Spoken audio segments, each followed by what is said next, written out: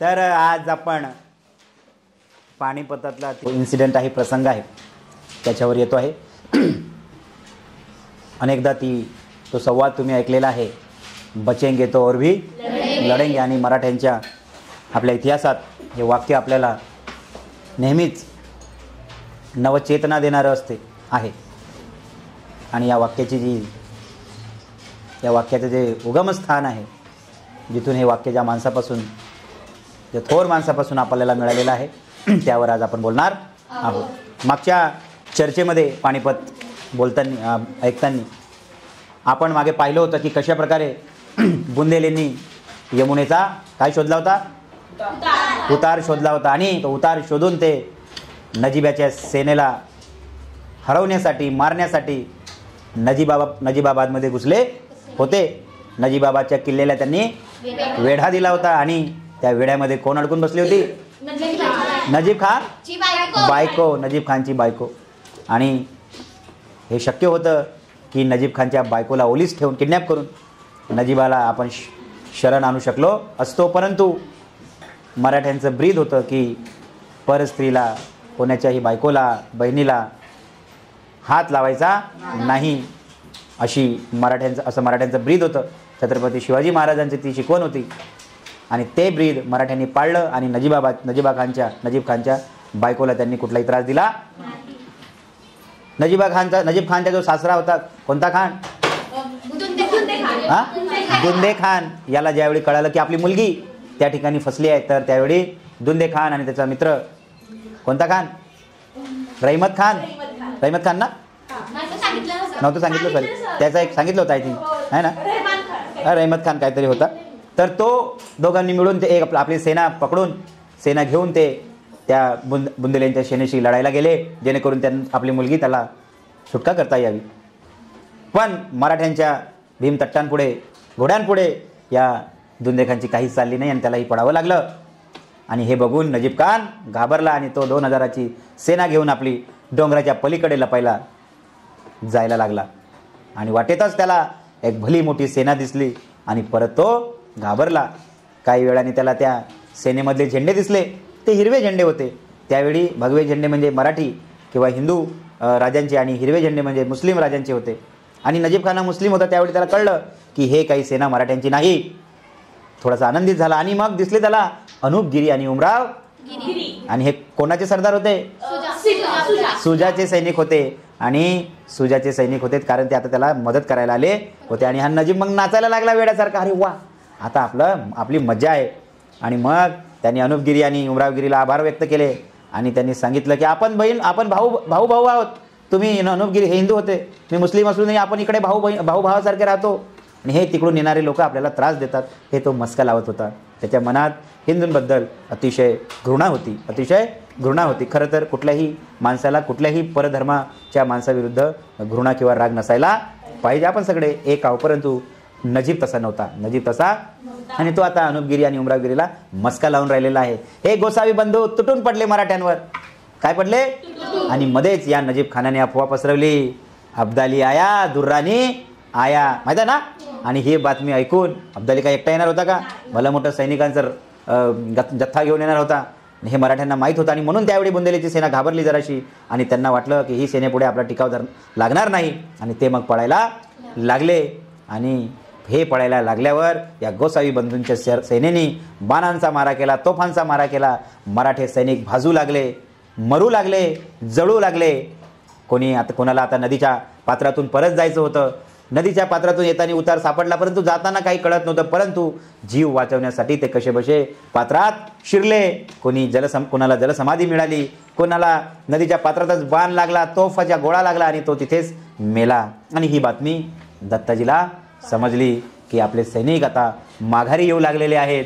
आणि हे होत असतानाच 2-2.5 हजार सैनिक नागडे उघडे कसे बसे भिकाऱ्याचं सोंग घेऊन त्या दत्ताजीच्या छावणीमध्ये आली होती. सगळे बघत होते. सगळ्यांना वाटलं की हे काय त्या हरिद्वार मंदिरातून भिकारी आलेले आहेत की काय. पण ते सैनिक होते त्र्यंबक बापूजींचे. कुठले होते ते? पंजाबमधले होते. पंजाबमध्ये आपली ठाणी होती, परंतु आता ती ठाणी सोडून त्यांना इकडे यावं लागलं. कारण काय? कोण आला होता?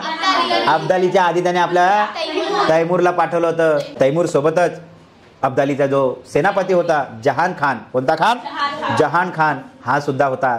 या ठाणेदाराला त्र्यंबक बापूजींना त्याने हाकलून दिलं आणि पंजाबचा नवा बादशाह म्हणून तैमूर खानची नियुक्ती करण्यात आली.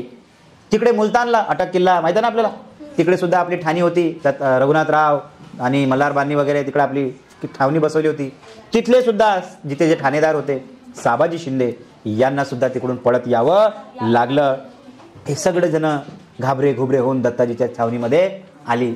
एवढंच नाही तर आदिना बेग म्हणून आपला एक प्रदेश आहे, तिथे आपला एक कारभारी होता लक्ष्मीनारायण, त्यालाही या अब्दालीच्या सेनेने सळो की पळो करून टाकलं होतं आणि त्यांना सुद्धा इथं यावं लागलं होतं. सादिना बेग एक व्यक्ती आहे, त्याने त्याचंही अब्दालीने हाल केलं. तोही आपले मुलं बाळं घेऊन या दत्ताजी पुढं दत्ताजींच्या आश्रयाला आला की आम्हाला आता तुम्ही काय करा, वाचवा. कालच आपण पाहिलं परवा की आधीच दत्ताजीच्या सेनेला खायचे सुद्धा वांदे होते, खायचे सुद्धा, आणि हे सगळं बिनकामाचं लटांबर परत या छावणीवर आलं. एक हिंदीमध्ये म्हण आहे, गरीबी में गिला, गरीबी में गिला.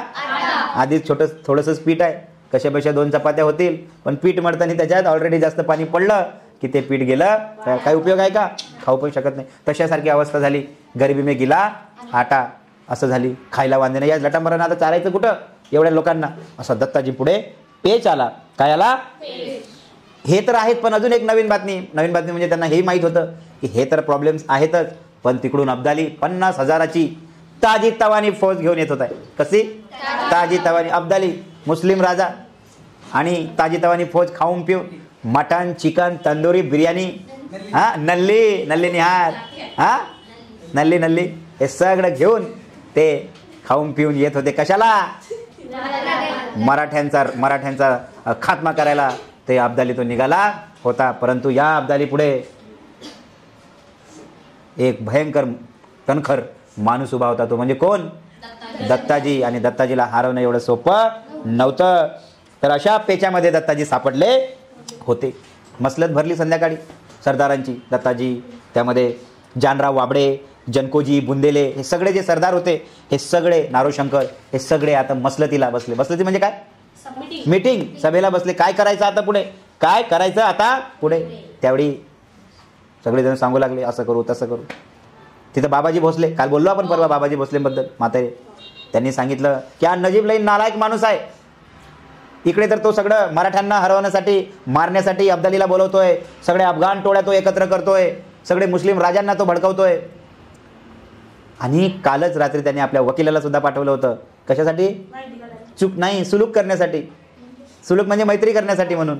म्हणजे तो इकडं गोड गोड बोलायचा आणि तिकडे काहीतरी कारस्थान सुद्धा करायचं. समाजामध्ये अशी माणसं असतात मित्रांनो की आपल्या तोंडावर तर गोड बोलतात, पण मागे भाऊ जोरात चाळायला लावतात. तो सायंटिस्ट होणार. अशा लोकांपासून आपण स्वतःचं काय करायचं आहे? संरक्षण. एकतर त्याच्यापासून लांब राहायचं, शत्रुता करायची नाही. काही फायदा नाही शत्रुता करण्यात. एखाद्याशी नाही पटलं तर 2 हात लांब. तू तुझ्या घरी आनंदी, मी माझ्या घरी आनंदी. आपण आपल्या घरी चटणी भाकर खायचं आणि खुश राहायचं. तर समाजात अशी लोक असतात. तशासारखं नजीब होता. इकडं दत्ताजींच्या सेनेला गोड गोड बोलून सरदारांना हे करायचा, पण तिकडे यांना मारण्यासाठी सगळे माणसं त्यांनी एकत्र केली होती. सगळी माणसं एकत्र केली होती. एवढ्यातच त्या मसलत चालू असतानाच दिल्लीचा वजीर कोण? गाजुद्दीन आला. आणि तो एकटा नव्हता, तर त्याच्यासोबत सूरजमल जाट याची सेना सुद्धा होती. पण घाबरी घुबरी. त्यालाही अब्दालीनं हाग्या मार दिला होता. कोणता मार?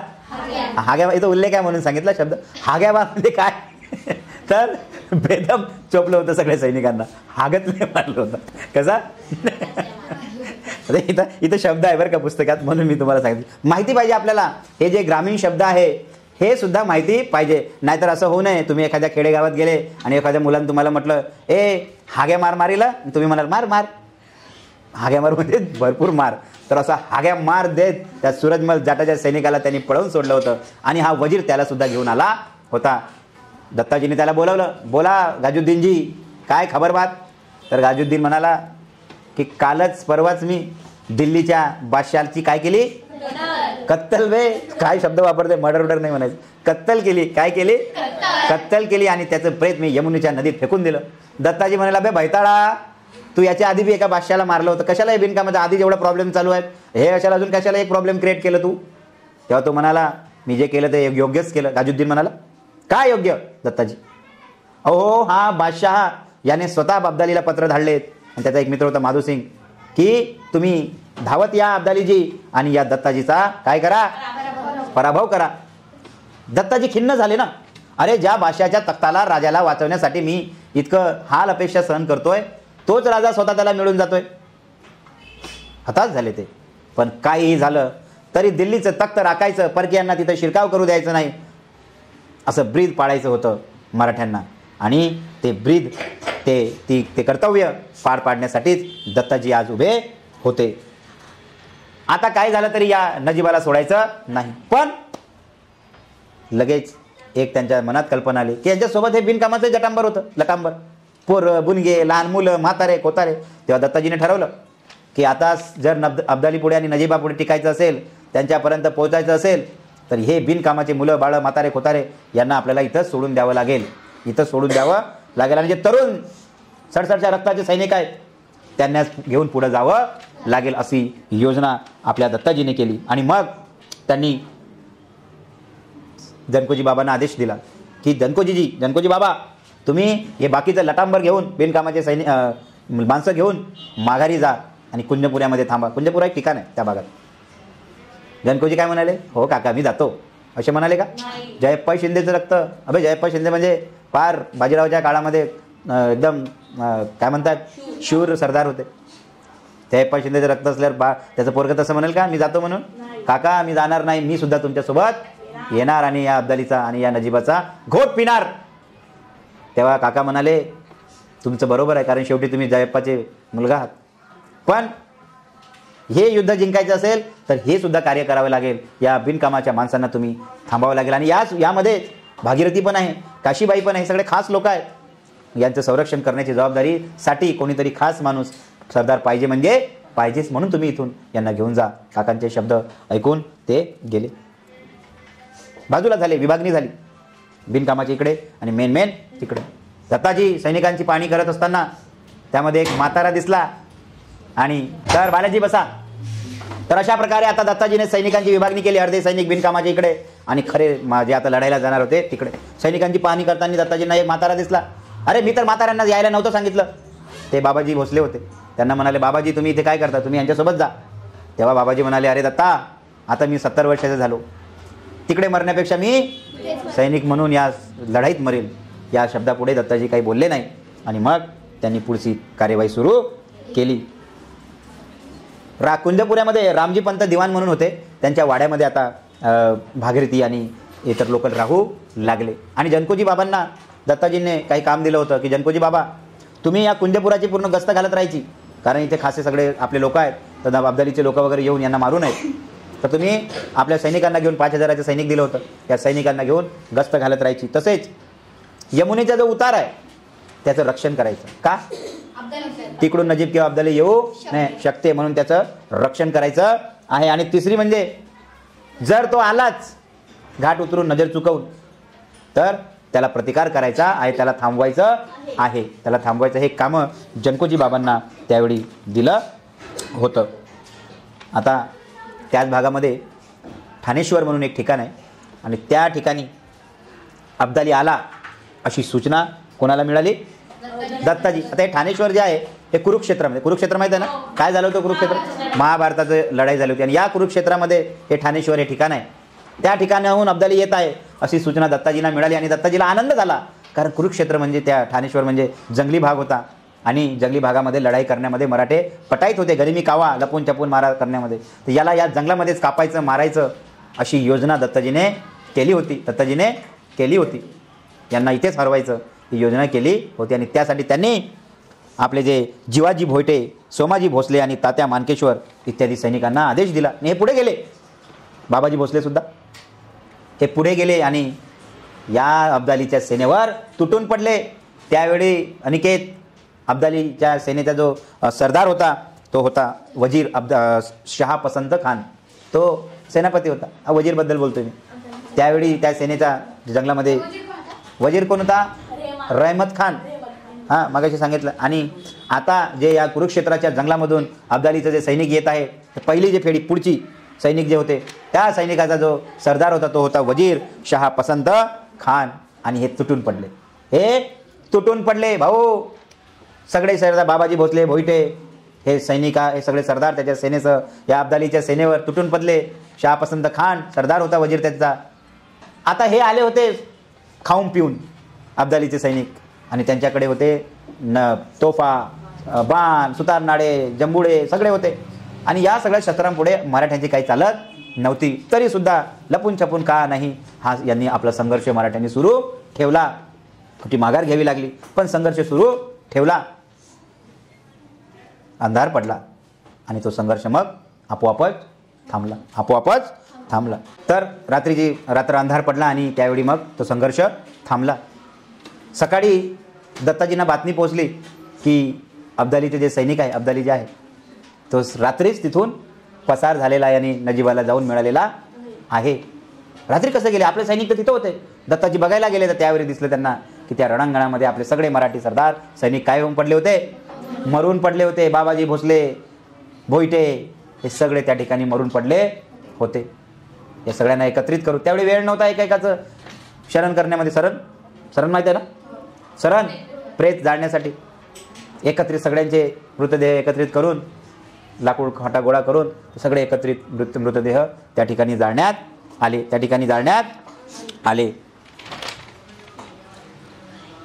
दिल्लीच्या प्रदेशामध्येच त्यावेळी ते दत्ताजी फिरत होते. दिल्लीचं रक्षण करण्यासाठी त्यावेळी आपापले थोडे थोडे सैनिक त्यांनी जागोजागी रोवले होते. आणि बुराडी घाटाजवळ आता दत्ताजीची छावणी होती. आलोय आपण बुराडी घाटाजवळ.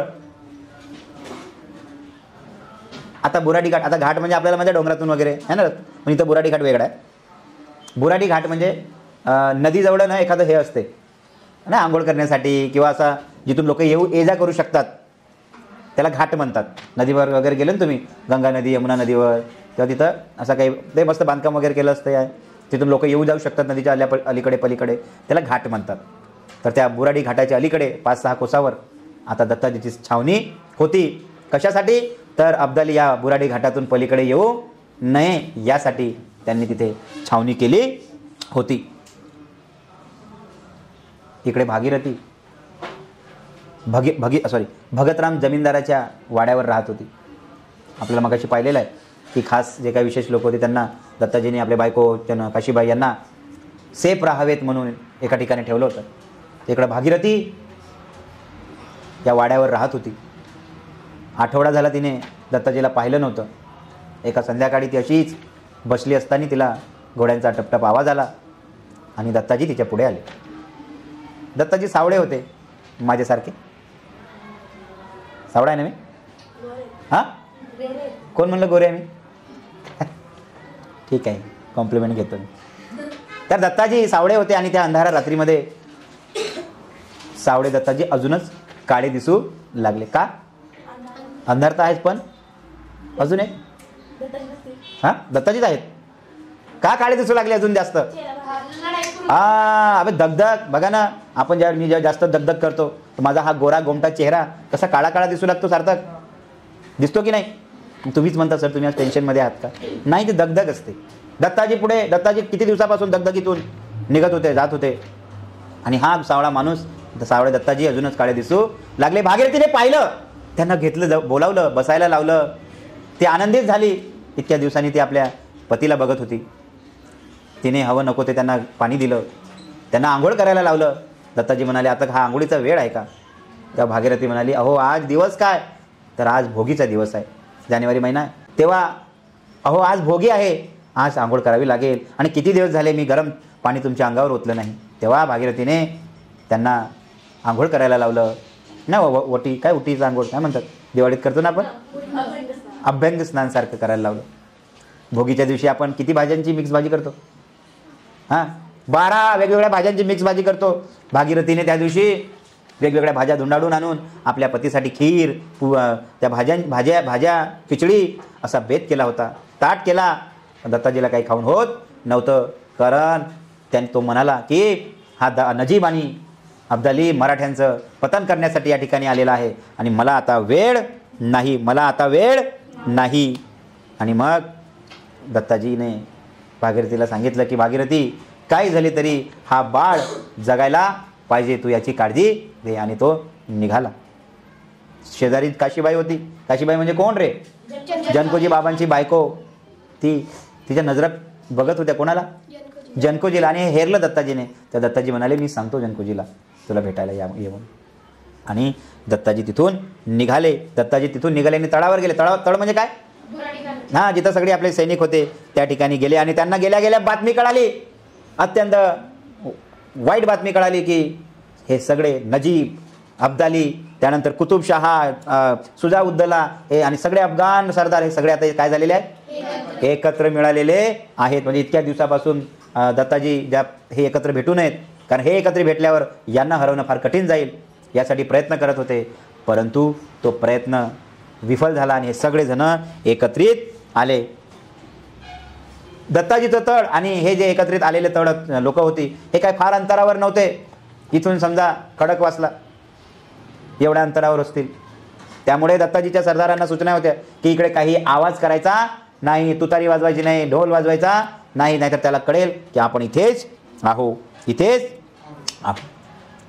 आता अब्दालीची सैनिकांची पण सरदारांची मसलत सुरू आहे आणि त्या मसलतीमध्ये नजीब ओरडू बोंबलत आहे की या मराठ्यांचं लवकरच पतन केलं पाहिजे, नाहीतर हे मराठे आपला घोट पेल्याशिवाय राहणार नाही.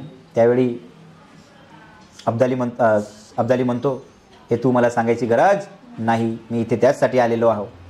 पण हे मराठे किंवा हिंदुस्थानी राजे एवढे काही कमजोर नाहीत. मी अनेकदा इथे हिंदुस्थानात आलेलो आहो. मागच्या वेळी मी आलो त्यावेळी सफदरगंज, मी ज्यावेळी आलो त्यावेळी सफदरगंज या राजाने मला फार मोठा माझ्याशी संघर्ष केला. आणि सफदरगंजकडे पाहिल्यावर, सफदरगंजचं नाव तोंडात आल्यावर अब्दाली सुजाकडे बघू लागला. का? सुजाचा बाप होता सफदरगंज. आणि ज्या बापासोबत या अब्दालीचं युद्ध झालं होतं त्याच बापाच्या शत्रूसोबत हा मिळाला होता. सुजाची पण काही इच्छा नव्हती, परंतु या अब्दालीने त्याच्या डोक्यात भरवलं होतं की जर हे नजीबाने याच्या डोक्यात भरवलं होतं की हे जर दक्षिणचे लोक इकडे आले मराठे तर तुला सुद्धा ते मारतील, तुझ्या राज्याचा नाश करतील. आणि ह्या भीतीपोटी तो या नजीबाशी मिळाला होता. पर्याय नव्हता. 10 जानेवारी 1760 दिवस, पौष महिना, मराठी महिना पौष, 1760 त्या दिवशीची. आता आपण त्या दिवशी वाट चाललेलो आहोत. सकाळचे 9 वाजलेले आहेत. बुराडी घाटाजवळ दत्ताजींची छावणी बसलेली आहे, तळ आहे. आणि अचानक 9 वाजताच्या दरम्यान हैबत्या म्हणजे माहिती आहे ना, सैनिकांमध्ये मी सांगितलं होतं, सैनिकांमध्ये हे आवाज वगैरे काय येतो काय कोणी भूतासारखा, माहितीसाठी तिथे ते लक्ष ठेवण्यासाठी असतात. त्याला चुडप आवाज आला, जसं घोडा पाणी पितोय. दुर्लक्ष केलं, त्याला एखादा आपला घोडा पाणी पित असेल नदीकाठी, पण अजून आवाज जोरात येऊ लागला, डुडुम डुडुम डुडुम पाण्यामध्ये. आणि मग वाटलं की आता कोणीतरी जास्तच लोक येऊन राहिलेले आहेत. हैबतांनी उडी मारली आणि पाहिलं तर या अब्दालीचे सैनिक मुंग्यांसारखे या पात्रामध्ये नदीच्या उतरून इकडे पलीकडे छावणीकडे तळाकडे आपल्या येऊ लागलेले आहेत. आणि तसाच कल्ला केला. गनीम आया, अब्दाली आया, गिलचे आले. आणि मग सगळे सैनिक काय झाले? तयार झाले. पळाले नाही, तयार झाले. कशाला? गोट्या खेळायला, लढायला तयार झाले. आणि आपले जे या सरदारामध्ये जे जानराव वाबळे होते ते धावून सुटले नदीच्या पात्राकडे आणि त्याने संघर्ष केला. परंतु मगाशी सांगितलं की हे जे अफगाण सैनिक होते अब्दालीचे, खाऊन पिऊन शस्त्र घेऊन हे आली होती आणि त्यांच्या त्या माऱ्यापुढे मराठी सैनिकांचा त्या नदीच्या पात्रामध्ये टिकाव लागत नव्हता. आणि म्हणून हरकाऱ्यामार्फत, पोस्टमॅन मार्फत जो मेसेज पाठवतो, जानराव वाबळे यांनी दत्ताजींना निरोप धाडला की दत्ताजी तुम्ही आमच्या मदतीला या. तिकडे दत्ताजी सैनिकांची मांडणी करत होते. त्यांनी जनकोजींना या बुराडी घाटाचा पूर्वेचा भाग सांभाळायला दिला होता की तिकडून कोणी येऊ नये. नजीब तर तिकडे जानकोजी वाबळे यांना मारायला तिथे तयार झाला होता. सैनिकांना तो नजीब सांगत होता, अबे मारा त्यांना, बाण मारा, काय तोफखान्याचा मारा करा, ओरडू सांगत होता. आणि इकडे हे बघून साबाजी शिंदे कुठून आले होते? ते मुलतान. कुठून आले ते? मुलतान पळून आले होते. आणि ह्या पळपुटेपणामुळे त्यांना बाकीचे लोक काय करत होते? चिडवत होते, हे भागूबाई पळून आले म्हणून. आणि हा राग त्यांच्या मनात होता. म्हणून हे दोघंही पिता पुत्र कोण साबाजी आणि बयाजी शिंदे हे या अब्दालीच्या नजीबाच्या सेनेवर 7,000 सेना घेऊन पाण्यात तुटून पडली, मारू लागली, अब्दालीच्या सेनेला फाडू लागली. साबाजी आणि बयाजी आपल्या भाल्याने अब्दालीच्या सेनेचा काय करू लागली? घोट घेऊ लागली. आणि हे बघून 20-30 रोहिले, म्हणजे रोहिले माहिती आहे ना, रोहिल खंडातले म्हणजे कोणाचे सैनिक रे ते? नजीबाचे सैनिक हे तुटून पडले या बयाजीवर, साबाजीवर. आणि 20-30 सैनिक या बयाजीवर तुटून पडून त्याला तिथे मारण्यात आलं. त्यांची पण दानादान झाली. मालोजी शिंदे, बुंदेले यांचीही दानादान झाली. कोणाही कडून चांगली खबर नव्हती. चांगली खबर तानाजीला आपल्या दत्ताजींना मिळाली नाही. त्यांना कळालं की इकडे साबाजी शिंदे गेले, वावडे गेले, इकडे कोण बुंदेले गेलेत, परंतु कोणाकडूनही चांगली बातमी मिळाली नाही. 3-4 बाजूनेही आपला पराभव दिसत होता. आणि तेवढ्यातच तानाजी म्हणून एक सैनिक होते, सरदार होते, ते तानाजी खराडे म्हणून आडनाव होतं. ते तानाजी खराडे एक सैनिक होते, आपले सरदार होते. ते तानाजी खराडे दत्ताजींकडे गेले आणि म्हणाले, दत्ताजी आता आपल्याला झेंडा गुंडाळून परत जाण्याशिवाय पर्याय उरला नाही. दत्ताजी रागाने उभे झाले, काही झालं तरी मी पळणार नाही, इथेच मेलो तरी चालेल. तेव्हा तानाजी खराडे म्हणाले, अहो देवतांना सुद्धा पळावं लागलेलं आहे, माघार घ्यावी लागते. तेव्हा दत्ताजी म्हणाले, अरे जर पळालो, माघार घेतली तर देवालाही देव पण राहत नाही. म्हणून तानाजीला म्हटलं, तानाजी खराडे, हे तानाजी तू असं बोलू नको लेका. तानाजी हे नाव आमच्या मराठ्यांच्या इतिहासात फार मोठं आणि फार मानाने घेतलं जाते, तुम्हाला माहित आहे. त्या तानाजीला त्यांनी खडे बोल सुनावलं आणि म्हणाला की मी पडणार नाही. बुंदेले हे ते कोणाचीच बातमी काही समजत नव्हती. तानाजी खराडेंनी तर सांगितलं की पळावं लागणार आहे आपले, परंतु दत्ताजी म्हणाले मी पळणार नाही. आणि मध्येच एक बातमी आली, जनकूजीला त्यांनी पूर्वेच्या घाटाचं रक्षण करायला सांगितलं होतं. आणि ते तिकडे पण सैनिक गेले अब्दालीचे. त्यावेळी जनकूजीने फार संघर्ष केला आणि त्यांना एक तोफेचा गोळा ते लागला. ते खाली पडले आणि सैनिकांनी त्यांना उचलून कसं बस एका ठिकाणी ठेवलं. ते मेले नव्हते, पण जनकूजी कुठेच दिसेना. म्हणून सैनिकांनी अफवा पसरवली, जनकूजी बाबा मेले. आणि ही बातमी दत्ताजींना मिळाली. आणि मग दत्ताजी उठून पेटले आणि तलवार घेऊन ते उठून उभे झाले. जय कणेश्वरी. कणेश्वरी म्हणजे त्यांची गावदेवी होती. जय भवानी असा नारा करून त्यांनी आपल्या घोड्यावर ठाम मांडला. कोणता घोडा? नाही, घोडा नाही, तो हत्ती होता. हा, घोडा म्हणलं होतं मी. मणी आडनाव, मणी शेवटी होतं. कोणता मणी? हा, रंगमणी. रंग आहे कोणता? चिंतामणी नाही, रंग आहे. लाल मणी घोड्यावर ठाम मांडले. आणि लाल मणी घोड्याला त्यांनी चेतावलं, चल पळ. हे लक्ष द्या इकडं. लाल मणी घोड्यावर ठाम मांडली आणि दत्ताजी निघू लागले. घोड्याच्या तोंडातून, नाकातून फेस रक्त निघू लागलं, परंतु दत्ताजी काही थांबला नाही. तिकडं अब्दालीच्या नजीबाच्या सैनिकामध्ये त्याला नजीब दिसला, नजीबाचं तोंड दिसलं. तसा दत्ताजी परत रागाने काय झाला, तो लाल झाला आणि सैनिकामध्ये शिरला. एका सैनिकाचा तो खात्मा करू लागला, शिर कापू लागला. जो अब्दालीचा सैनिक, नजीबाचा सैनिक रोहिला पुढे आला, त्याला दत्ताजी कापू लागला. ज्याप्रमाणे शंकरजी तांडव करतात त्याप्रमाणे दत्ताजीचं रूप त्यावेळी. दत्ताजीने घोड्यावर ठाम मांडली, लालमणी घोड्यावर. घोड्याच्या तोंडातून, नाकातून जय फेस निघू लागला, रक्त निघू लागलं. परंतु दत्ताजीने घोड्यावर ठाम मांडली, लालमणी घोड्यावर. घोड्याच्या तोंडातून नाकातून रक्त निघू लागलं. दत्ताजी तिकडे बघत नव्हतं. दत्ताजींचं तिकडे लक्ष नव्हतं. त्या गर्दीमध्ये त्याला तोंड दिसलं. कुणाचं? नजीबाचं. अजून चवताळून उठले. या नजीबाचा घोट घेतल्याशिवाय, या नजीबाला मारल्याशिवाय मला चैन पडणार नाही, ते असं मनात म्हणू लागले. आणि ते निघाले. ते पुढे निघाले. जो सैनिक नजीबाचा आणि अब्दालीचा पुढे येईल त्याला कापू लागले. संघर्ष सुरू होता. धडाधड शीड एका मुर्दा ते पाडू लागले शत्रू सैनिकाचा. आणि हा संघर्ष सुरू असतानाच आपला एक सरदार जगदाळा आडनाव होतं, तर जगदाचा सैनिक तिथे पडून सरदार पडलेला दिसला. दत्ताजीने त्याला उचलण्याचा आदेश दिला. सैनिकांना सांगू लागले की हा मुर्दा ओढा आणि पलीकडे न्या. आणि हे सांगतानीच एका अब्दालीच्या सैनिकांकडून एक जंबुरा माहिती आहे ना, फेकून मारतात धडकन, तो जंबुरा बरगड्या काय हेच ना, एक बरगड्याला येऊन धडाळकन आदळला आणि तो आरपार गेला. तो बरगड्या इतक्या जोरात त्या बरगड्याला लागल्यामुळे दत्ताजी घोड्यावरून खाली पडले. दत्ताजी पड गया, दत्ता पडला. कुतुबशाह नजीबाचा गुरु त्याने आवाज केला, तसाच नजीब त्याच्या हत्तीवरून खाली आला. कुतुबशाह खाली आला, दत्ताजी जवळ आला.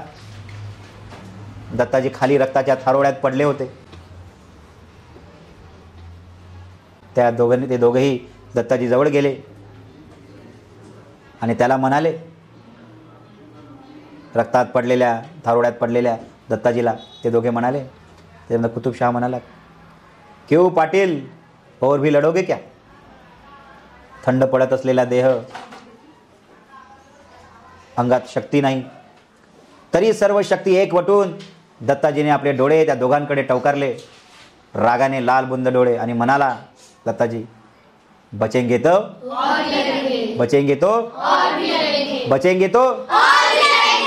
हे वाक्य मराठी माणसाला नेहमीच प्रेरणा देणारं आणि नवशक्ती देणारं आहे. आणि त्या वाक्याची जी उगमस्थान आहे, हे दत्ताजीचं मुख आहे. दत्ताजीचं मुख आहे असं म्हणायला हरकत नाही. आजही ते वाक्य प्रसिद्ध आहे. जेव्हा कुठे आपल्या संघर्ष आपण करत असतो, सगळं संपलेलं आहे असं वाटत असते, त्यावेळी आपल्याला हे वाक्य आठवते आणि आपण म्हणतो, जरी सगळं संपलं पण जीव आहे ना, जर जीव राहील तर आपण अजूनही लढू, अजूनही पुढे करू. तर दत्ताजी तेच म्हणाले, बचेंगे तो और भी. दत्ताजीचा हे वाक्य ऐकून ह्या दोघांना अजून राग आला आणि त्या कुतुबशहाने आपल्या हातातली चाकू घेऊन दत्ताजीच्या छातीवर मारा करू लागला. दिसतंय का तिथं चित्र? नजीब आनंदित झाला. दत्ताजीचं शिर त्याने कापलं आणि ते शिर घेऊन तो निघू लागला. अंधार पडला, शिर घेऊन तो निघू लागला. पण एवढाच तो नजीब थांबला नाही. त्याला माहित होतं की मराठी सैनिक अजून उरलेले आहे. त्यांनी आपल्या सैनिकांना आदेश दिला, अरे मारा या सैनिकांना. दत्ताजी मेला हे ऐकून बाकीचे मराठी सैनिक पळू लागले. पण या नजीबाने त्यांनाही सोडलं नाही. मारा करत आदेश दिला. दत्ताजी पडले, जीव गेला. अंधार पडला. दत्ताजीचे शरीर होतं बिन तोंडाचं, बिन याचं, ते त्यावेळी राजाराम चोपदार म्हणून आपले एक सैनिक होते, त्यांनी झाडाझुडपात लपवून ठेवला होता. अंधार पडला, रात्र झाली. तो धड बाहेर काढला, बिन तोंडाचा. नळी जे असते अन्ननलिका, त्यालाच तोंड समजून त्याच्यात पाणी टाकलं. कोणाच्या खिशामध्ये पानं सुपाऱ्या होत्या, बिचव्यामध्ये असतात ना लोक खायच्या आधी, ते तोंडात तिथे ठेवलं धडापाशी. अंगावर कपडे म्हणजे हे नव्हते चांगले कपडे, लोकांनी आपले धोतर हे करून अंगावर त्या वीर पुरुषाला अंगावर दिलं आणि त्यांचा देह तिथे जाळण्यात आला. कनेरखेड गाव होतं त्यांचं. कनेरखेडचा हा पुत्र कृष्णा नदी काठी खेळलेला, आज या यमुनेच्या काठी त्याला आज काय वीरमरण आलं होतं. आणि अशा प्रकारे दत्ताजीचा देह त्या ठिकाणी जाळण्यात आला आणि अशा प्रकारे त्या बुराडी घाटाची लढाई त्या ठिकाणी संपली. पुढे काय झालं? दत्ताजी गेले, ही बातमी कोणाला पोचली? पेशव्यांना पोचली. आणि मग पेशवे आता या युद्धामध्ये येणार आहेत.